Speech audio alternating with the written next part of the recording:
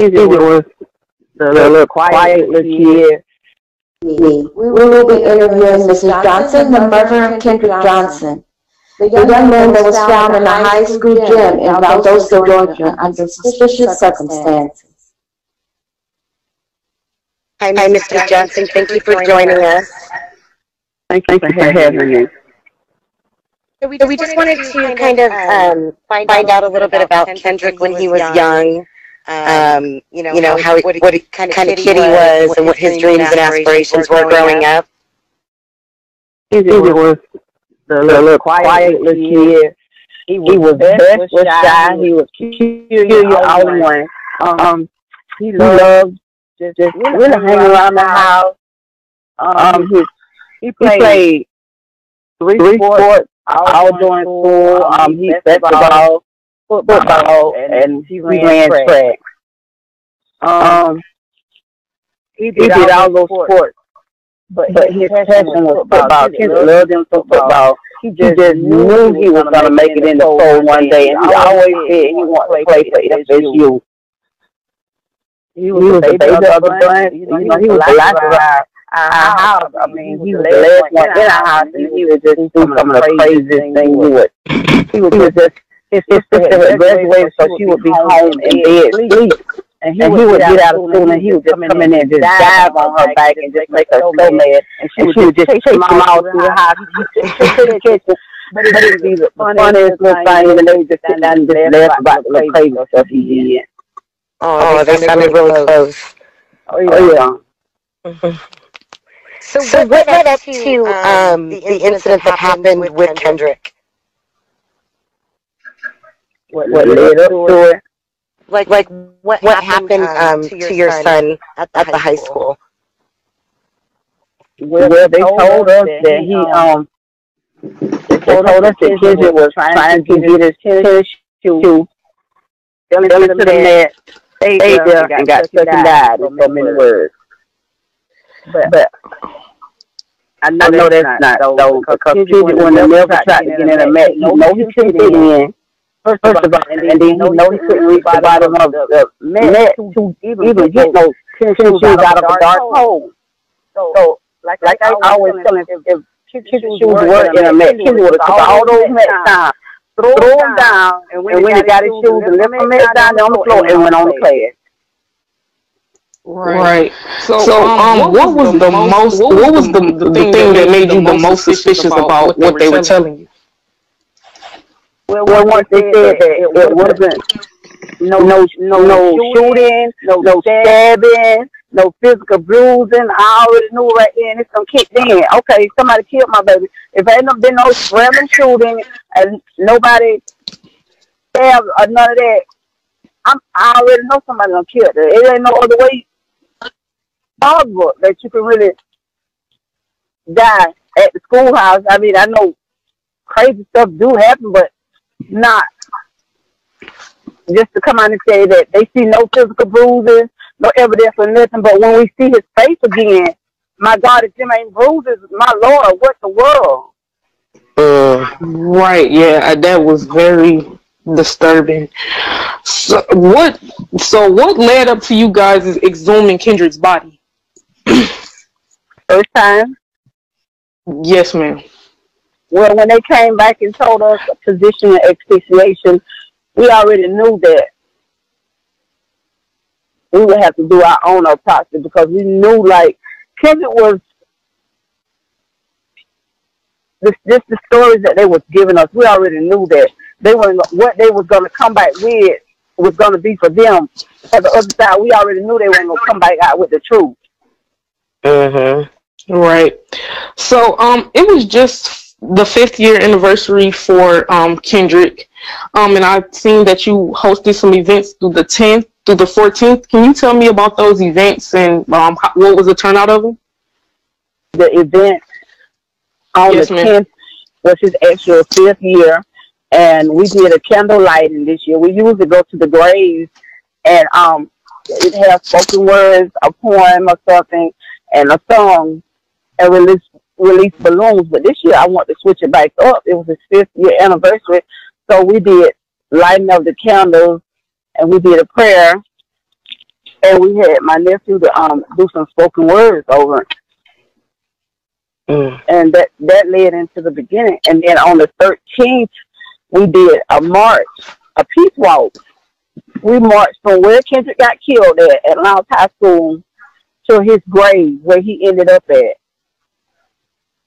And that was like 4.5 miles. And that evening we did a gala for him, just remembering him, loving him, and, you know, talking about the good times. And, you know, then the people speak about the things that, you know, going on and nobody want to do nothing about it. You know, most of the turnout be from that I get with Kendrick, it'd be like I get more out of town people to support than anything. But, you know, if you have something free besides walking or something that's really going to support the show in numbers, like I did at my birthday party in October, and it was so full of people, we didn't even have chairs. We ran out of food. That's how full it was. But for his gala, because you had to give a $25 donation, it was like maybe 60 to 80 people there. Wow. Yeah. Right. Wow. Well, will you be doing any events in the future for Kendrick? I will for the rest of my life. I will do an event for January the 10th, always, and for his birthday to celebrate his life and his legacy, October the 10th. Okay. Well, I will. We should probably try to come to one of those. That seems interesting. I wish I could have made it. There's a witness statement that's been going around, and I was wondering, is that witness statement, like, did someone actually come forward? Someone did come forward. Yes, they did. But you know how they try to make everybody that come forward make their statement like they just a person out here on drugs or running around. They try to discredit it in every way, find something about everything that somebody said. The first witness that came forward, they sent him to jail. The second witness that came forward, they sent him to jail. They find a reason to lock him up, any little nitpicky thing or just something to harass the people so they'll just go away. The first person, they locked him up for a long time and even made him allegedly turn his story around. Wow. That's crazy. Yeah. So he recanted his story? He saying that didn't happen? Yeah. Saying he lied. But you knew detailed stuff that happened. Yeah. So they made him recant his story by trying to imprison him. Well, I know I had seen previous stories on Kendrick about how they had the CCTV TVs like within the school, correct? The who now?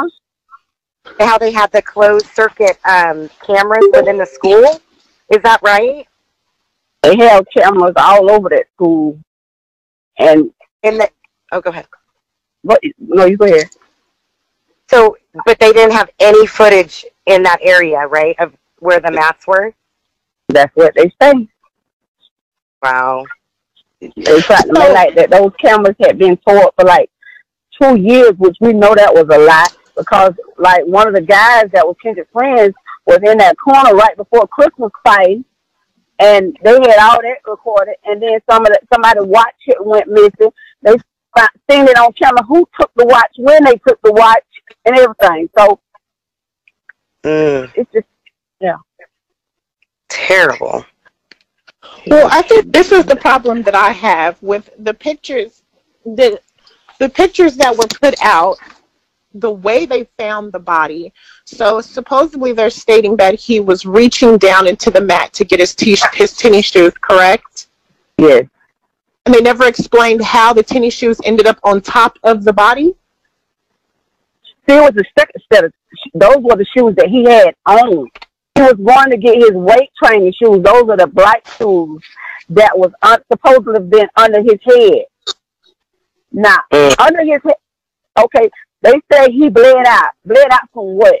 But they say he bled out. He vomited and he bled out. But the shoe that they made like he was trying to get had no vomit on it, had no blood on it, but yet it was right under his head.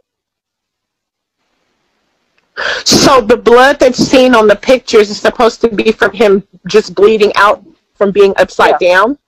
Right. Right. Right. Yes. So, okay, because it's, it's a lot of stories going around, and of course social media takes a hold of different stories and everybody tries to put their idea together. Can you just kind of give us your opinion of what you think happened that day? I just don't think my son was shot up. I'm going to say allegedly, so, it can't come back in here. Right. Shot up. I think he was allegedly shot up. And they jumped him out of nowhere. More than 2 or 3 guys, jumped him, hit him with allegedly a weight. So we've been told, hit him with a weight, and knocked him out in whatever, chokehold, so much different stuff from the pictures and photos. Like, they tortured him. That's what I say. They tortured him. Right. I agree 100%. Because you can't convince me that a young man bends or reaches down into a mat and by the time you discover his body, he has as many damages as he has to his body. That the next day. Yeah, no way. Yeah, that's absolutely no way. So can you tell us about what's going on with the case right now? So right now, the case is closed. We're in the process of trying to get his body exhumed for a second time, and they're trying to stop that because they want their experts inside of what we're doing. Like, we opening the door, letting them, we doing all the work, but they want to sit right there so they can be in charge of the work we're doing. Really? They know it's new evidence. That's why they want to be trying to stay on top of what we're doing. Excuse me. So after you all already having his body exhumed and being informed of what the findings were, you have to do it. You're in the midst of having to do that all over again? All over again. Oh my goodness. The first time that the pathologist said blunt force trauma, the paramedics came in and said it was a homicide because he had bruising on that right part, but they didn't want to go with none of that. They just wanted to go with what their people said. Asphyxiation. Right. That's just unbelievable, unreal. I'm sorry. This was something, the kids putting their shoes up on the mat or in between the mat. This was something fairly common that they did, right? Like, I'm not sure, but one of the guys, they took a statement and said him and Kendrick shared shoes. Those were Kendrick shoes, and him shared them. So I don't know. Yeah. Unbelievable. So at this point, are there any activists or organizations helping you seek justice? No. The NAACP that they have here, they got more cops sitting inside of. The chief of our police is here, is part of the NAACP. So how could you fight the police when the police don't know everything you're doing? Exactly. No. No. And then we had NAACP from other cities, but once the real fight got going on, they got scared. They let all the people scared them and shot them down. So you ain't got no real organization still going. Wow. But even down here, they had a white woman, the head of the NAACP. How in the head? That sounds like a black person running the KKK. Right. Exactly. That's the truth. And I think it's really sad. Ridiculous. It is. It really is. I think it's really sad that, this case has been going on so long. There's 1,001 questions that need to be answered, and nobody seems to want to answer the questions. And it's like as fast as the case comes, is as fast as they sweep it under the rug. Right. Right. Yeah. Hey, I'm gonna back it up. they try to spit on the rug, because this case ain't going nowhere. Like I tell everybody be talking about justice on the other side. No, they didn't kill Kendrick on the other side. They killed him on this side. I'm going to see me some justice right here on this side. That's right. Amen. Yep. Amen. That's right. I know that's this right. parent, we ain't going nowhere. I don't care how hard they try. Like, they even got us trying to pay $300,000 worth of attorney fees. Okay. I saw that. Yes, yeah. I did see that. Y'all. We still gonna fight y'all. It don't matter what you do. Because y'all trying to they want us to be silent. One thing they better know, we will not be silent when it comes to Kendrick Johnson. They messed around and killed the wrong child this time. I know that's right. I know that's right. And did Kendrick ever talk about having any tension with anyone at the school?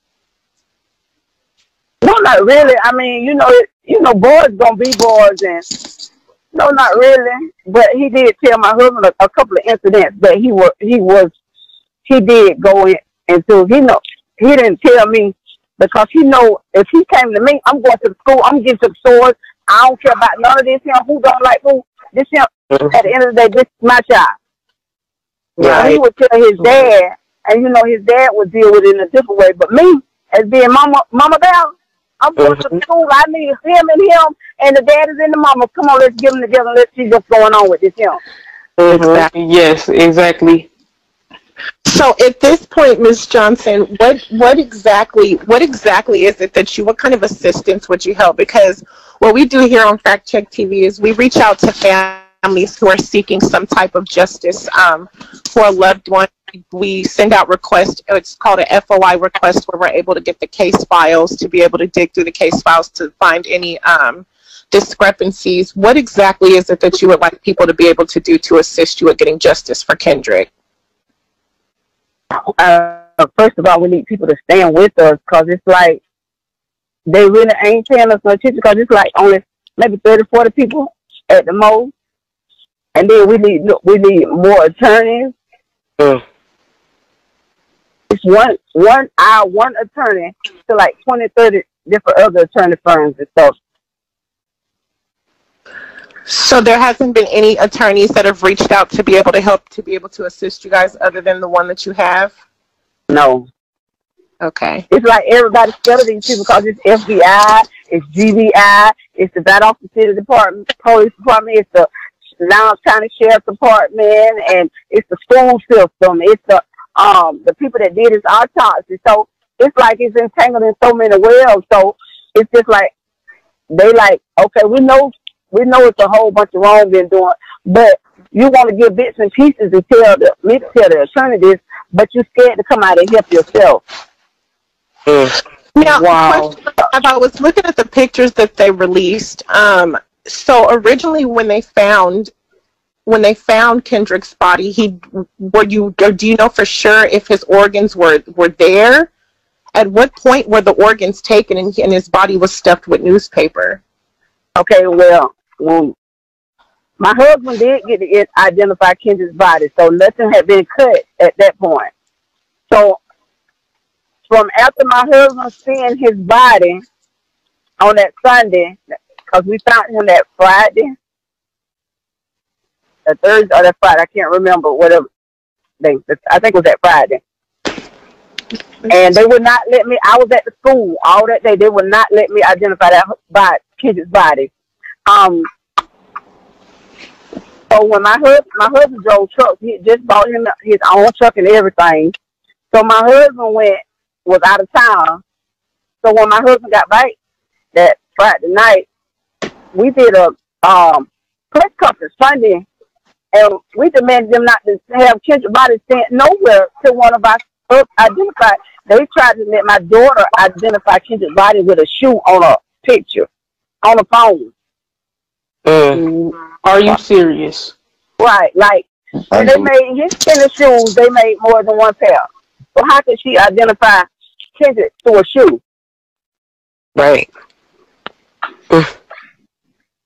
Wow. This is unbelievable.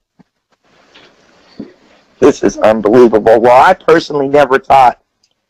I've been following the story since it first happened, and I personally never thought that your son accidentally fell over into or landed in that mat by himself. And then what was unbelievable to me was because of his height and his size, why he wouldn't be, if he did fall over in there, why he wouldn't have been able to get himself out. Right. It was it always appeared to me as though he was already, his life had already been taken, and then his body had been placed in there to make it look like it was an accident. But when you talk about black kids, I mean, I'm not trying to take this to a race level, but as an older woman and a mother, when you start talking about black kids in situations like that, they're going to fight their way out of a situation like that. If he had a fallen, there would have been some sign showing where he was fighting to get out. He had because all that is rubber. Those mats are nothing but rubber. It would have shown where he could have torn through that rubber. Right. You could tell he was rolling, how his legs was twisted behind one another. They rolled the shoes in there and rolled his legs. His legs is twisted in the mat. Where he gonna go down in the mat in the hole with his legs twisted? For what? Right. It make no sense. Yeah, I've been following the case for a while, and I just always said it is something wrong there. Like, and once I seen the witness statements, I said, "Oh, there you go." All right. And so, this time when you go ahead. So, how many witnesses were there, or how many people came forward? Was it just the one individual that came forward to state what he had heard happened to Kendrick? No, it was more than one. And they disregarded all of them, or somehow found a way to scare them.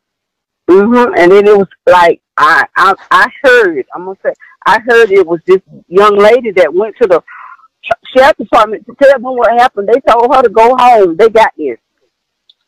Wow. Unbelievable. I am so sorry that you even have to experience or go through this.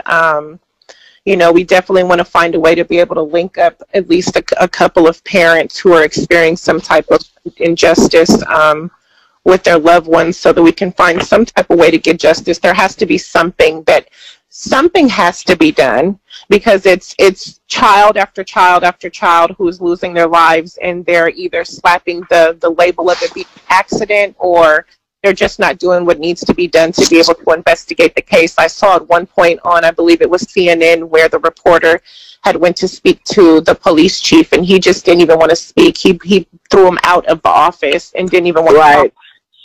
You know, there has to be some type of way that we can the first step, I believe, is we have to continue to bring awareness to Kendrick Johnson's case, so that the world does not stop putting the attention that needs to be put into it, you know? So, we definitely want to be able to assist you in any way possible. This is not just a one-time interview. We are here to stand by your side. If it's anything that you need from us, or any process or procedure that you need done, please just reach out to us and let us know. We will definitely take the steps that need to be done. We don't want anything in return. The only thing we want to see is justice, because if we can get justice for one, then if we can show the world that we can come together and get justice for one, then that right there is a step to show the world that we can come together and start fighting situations like this, instead of just laying down. It's easy for people to lay down or to forget when it's not your child. Right. So thank you so very much for giving us the time and sitting down and talking to Factcheck TV. And again, like I said, we're definitely going to stay in contact with you. And if it's anything that you need, please let us know. Thank you so much. Thank you so much. You're welcome. Thank you. Thank you, Ms. Johnson. Thank you very much. You're welcome.